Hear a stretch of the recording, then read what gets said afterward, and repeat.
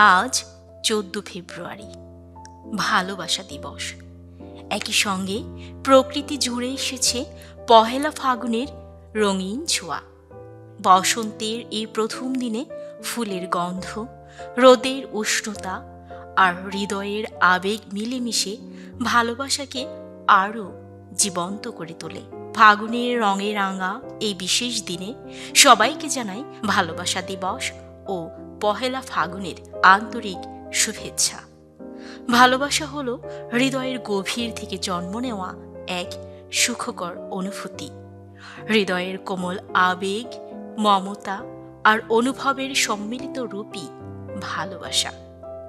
এই অনুভূতি গভীর ও তীব্র, যা মানুষের হৃদয়কে এক করে তোলে, অদৃশ্য এক সুতোয় বেঁধে রাখে। বিশেষ করে মানুষের প্রতি স্নেহ, মায়া, ত্যাগ স্বীকার ও প্রবল আকর্ষণের শক্তিশালী বহিঃপ্রকাশই হল ভালোবাসা। আবার ফাগুনের মতোই ভালোবাসাও এক তীব্র মায়ায় মোড়ানো।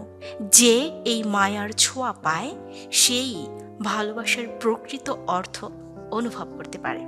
তবে ভালোবাসা শুধু দুজন মানুষের মধ্যেই সীমাবদ্ধ নয়।